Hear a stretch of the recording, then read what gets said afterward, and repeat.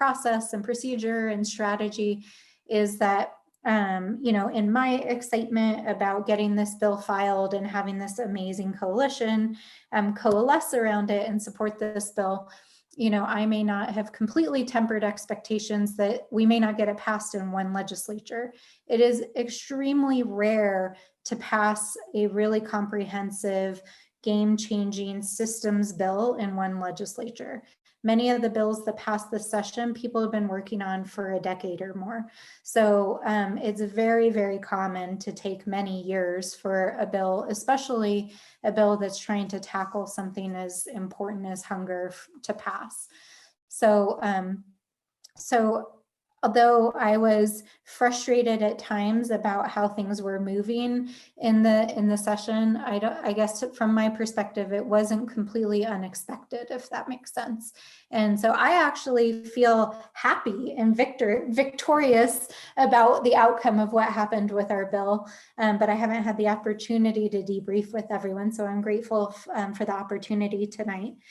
So I know many of you have been involved since the very beginning, but I think it's worth kind of rewinding and then reflecting on kind of how the bill came to be and then how it interfaced in the session. So as probably many of you recall, we started meeting in the summer of 2019.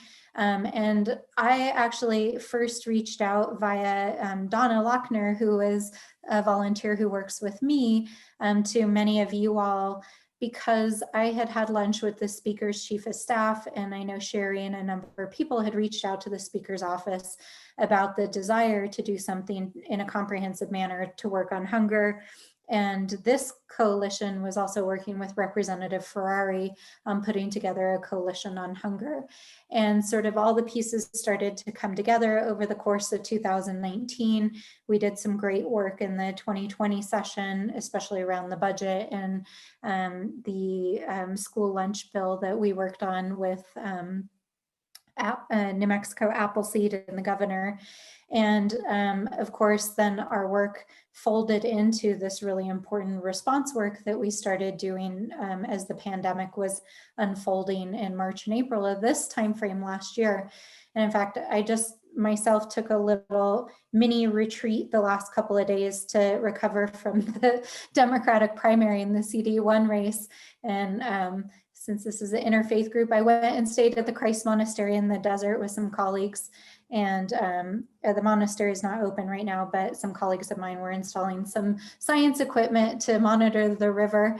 And I was reflecting on how this time last year, all of us were in crisis mode, trying to figure out how to get food delivered to communities that suddenly were having food access issues, and how incredibly stressful, but also how incredibly powerful that time was. And for me personally, not having done that kind of or scale of work before, it was life-changing for me. It really affected me personally and spiritually in a lot of ways, and getting emotional thinking about it, because it's so, it's such profound work.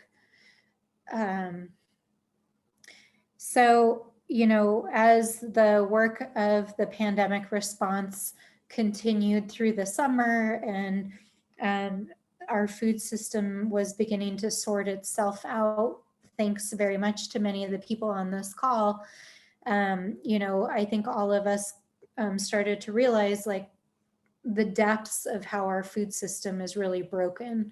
And I've been giving a lot of thought to it kind of philosophically over the last year. And I don't know if I've shared this with many of you before, but I actually went to graduate school to study sociology in a program at Cornell that was famous for food systems theory. And I didn't actually go there to study food systems, but my advisor there was actually quite famous for studying food systems. And so I was sort of inculcated in that theory and body of thought while I was studying there. So I've been thinking a lot about food systems over the last year, and thinking a lot about how the pandemic laid bare, this strange quandary that our agricultural system is completely set up on the commercial end for export of food to benefit financially our commercial farmers, while we have food shortages and inability to actually deliver food to hungry people on the other side of the spectrum. And you know, that's not something that just happened by accident. It's something that is really the development of the 20th century of our food system. And I think you know, the pandemic really laid bare how those threads had been frayed in our economy here in New Mexico. And so one of the things I've been thinking about a lot this year is how the pandemic created opportunities to repatriate our food system, and how it's created opportunities for agricultural farmers to actually provide, you know, food directly to our people here in the state, and how it made crystal clear things that many of you had been working on for years, but for policymakers like me, much clearer, that like it's systemic, it's institutional, it's structural, it's tied obviously to income inequality and poverty, but also to a lack of basic infrastructure, transportation, cold storage, and the ability to move food to the right places at the right times for the right purposes. And so I see the bill that came together in 2007 is the best thinking that we were able to put together as we were all processing, you know, all of this thinking about our food system. So I think, you know, structurally, some of the challenges that we faced taking 207 into the legislative session is that, and this was due to my own capacity issues. I was late in getting the draft submitted. You know, we didn't file the draft, I think, until the second week of the session. And so we were trying to both work through technical details in the draft with the administration and the agencies, as well as other stakeholders who had not reviewed the draft before. And some of our commercial ag folks in particular, and the Chamber of Commerce, and some of the other sort of important stakeholders in the legislature. So I think that, you know, filing the bill late caused some difficulties in getting it through the process.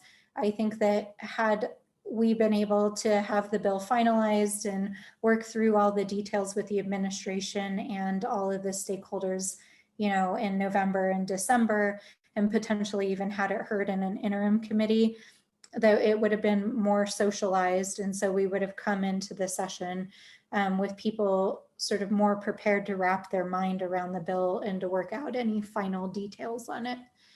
At the end of the day, the feedback that I got from the administration was that they were really excited about, and that the governor is obviously very committed to addressing hunger issues, and particularly focused on childhood hunger, but that there was so much in the bill, that it was trying to solve everything in the food system in the bill, that it was a lot to wrap your mind around and to figure out how would we begin to implement this, and how would we have sufficient resources to really begin to implement it.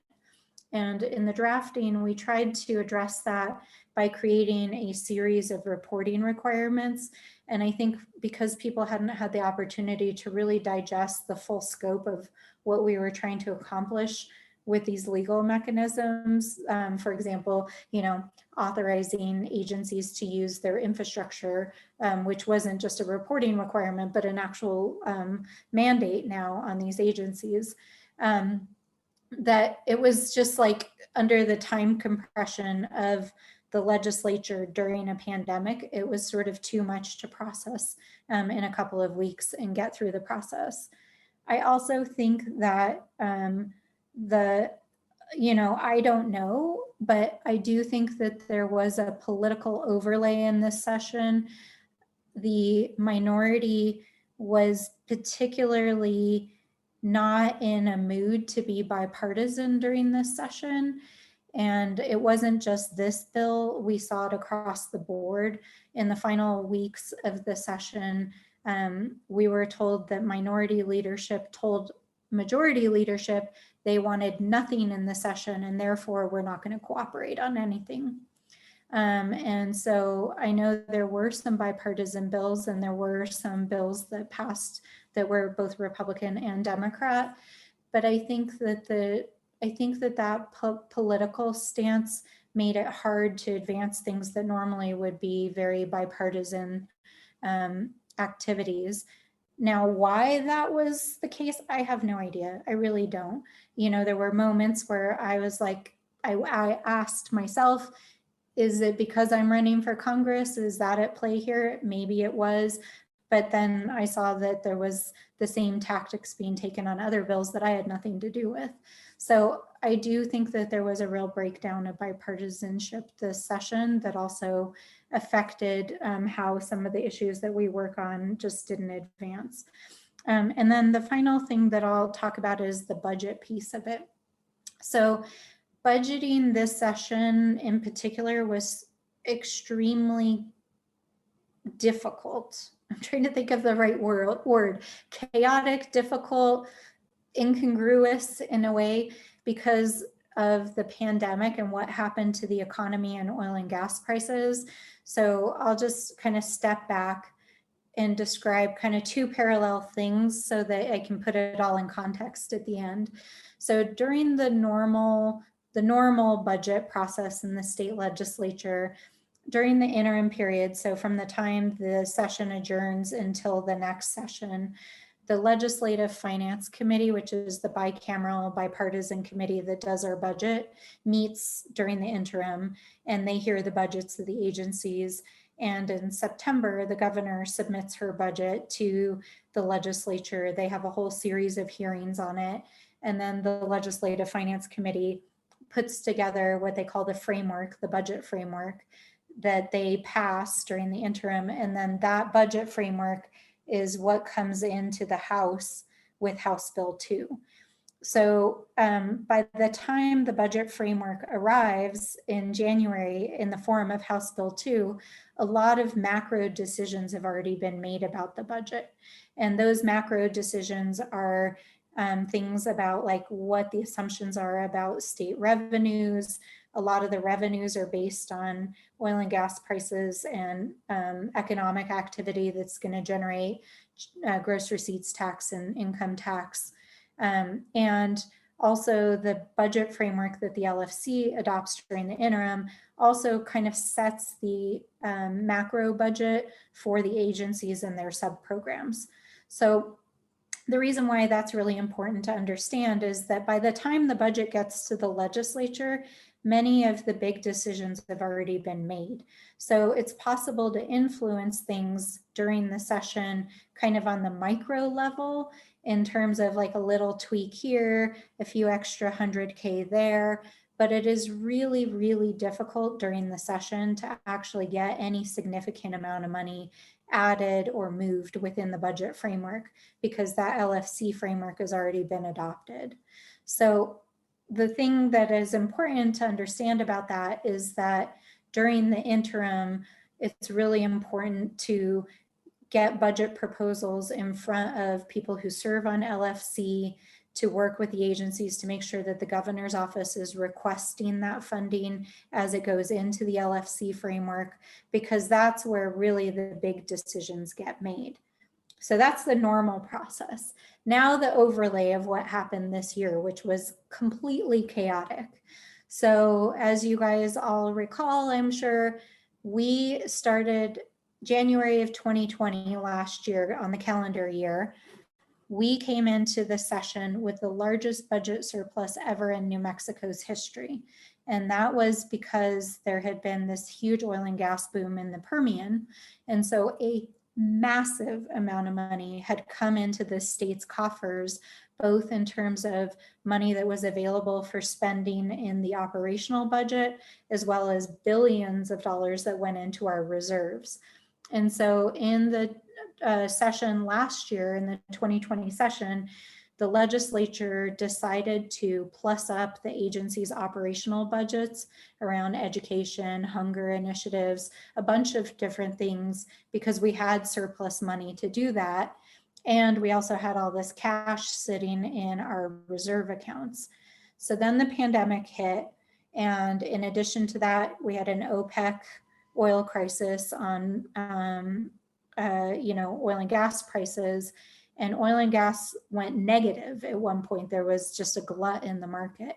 And so oil prices crashed, And there was a huge panic in the state because we were like, oh my gosh, we just increased the budget for all these programs. Now we're going to have to completely recalibrate the budget so that we don't violate the Constitution and go bankrupt. So we called a special session in June of last year to recalibrate the budget to deal with the financial crisis. And as you guys probably recall, Congress at the time was also negotiating a relief and recovery package. And so the state budget people, I'm sorry if I'm getting so technical, but it really plays out into what happened this session.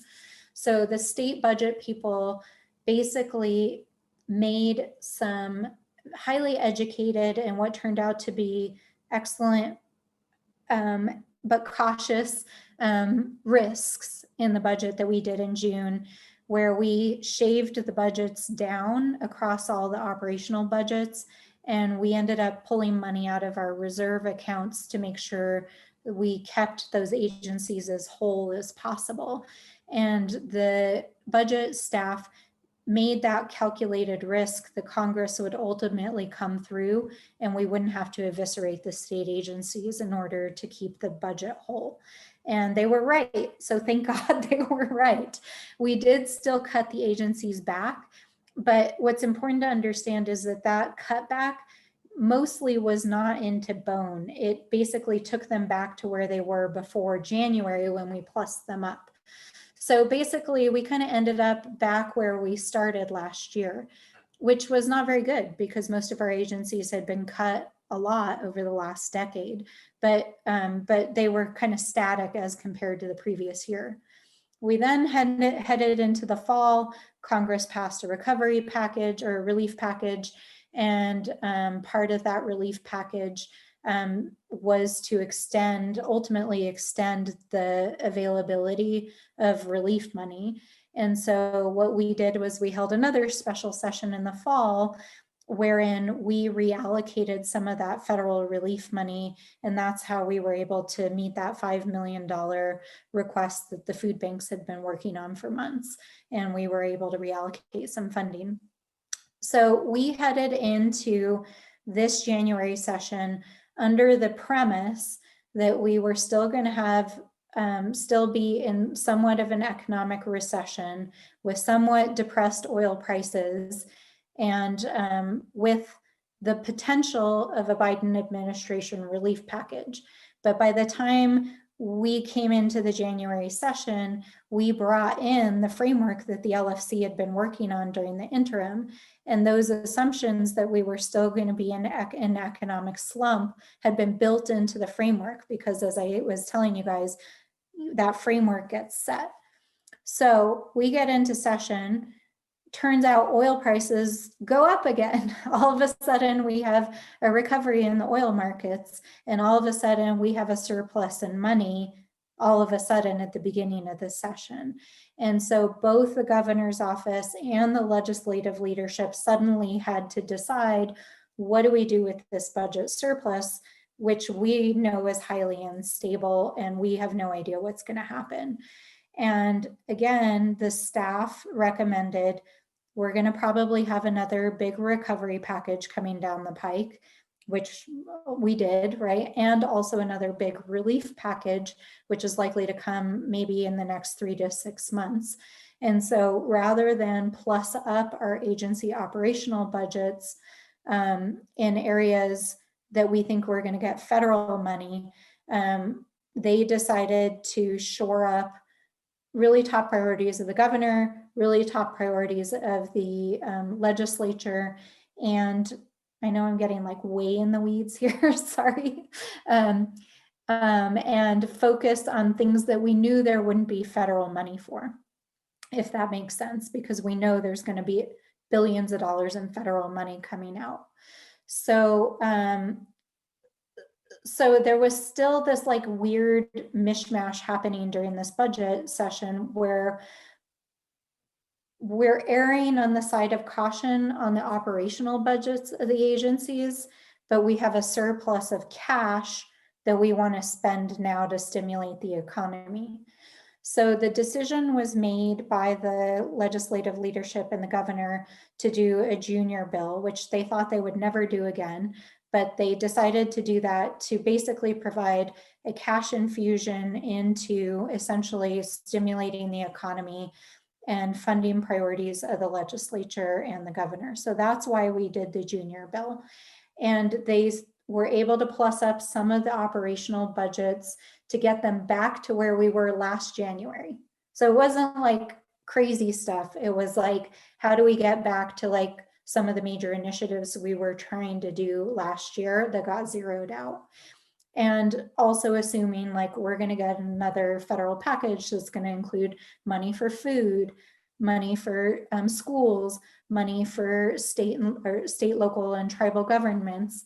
And then also because we have this big cash infusion to put money into infrastructure rather than, because that stimulates the economy. So in the context of all of that madness, it was recommended to legislators that rather than trying to pass big initiative bills that would require a significant increase in operational funding for agencies year after year, that instead we pursue the budget funding through the junior bill for the year one of this year to get us through while we're waiting for the economy to stabilize.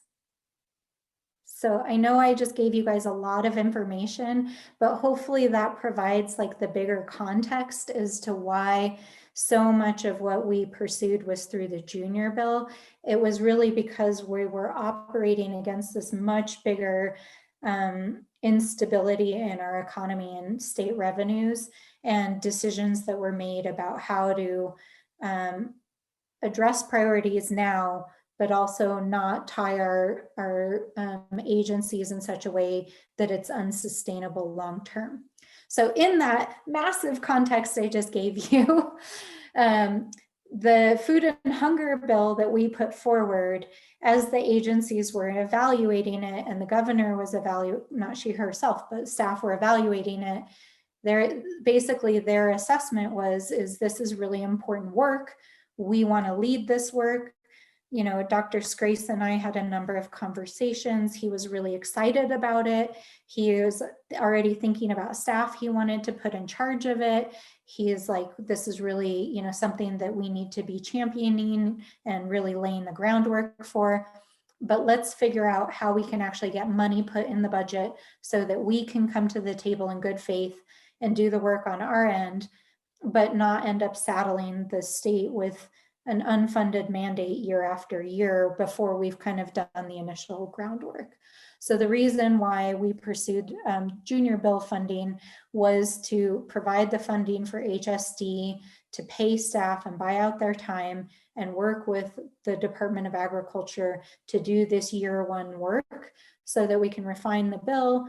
We can have the state actually engaging actively with our working groups and actually advance the work structurally through the state. So that's why I feel like we won. Because in the midst of all this chaos, we changed the conversation and we actually got money appropriated for the state and also for our agencies to prioritize this work. And I spoke to the governor's staff a couple of days ago, and they made sure that the funding ended up in the junior bill. So again, I think we should declare victory. We haven't solved hunger yet. We haven't figured out how to repatriate our food system yet, but we are well on the path. And I feel really, really good about it. And it couldn't have happened without all of you, and a very complicated story. So I'll leave it at that.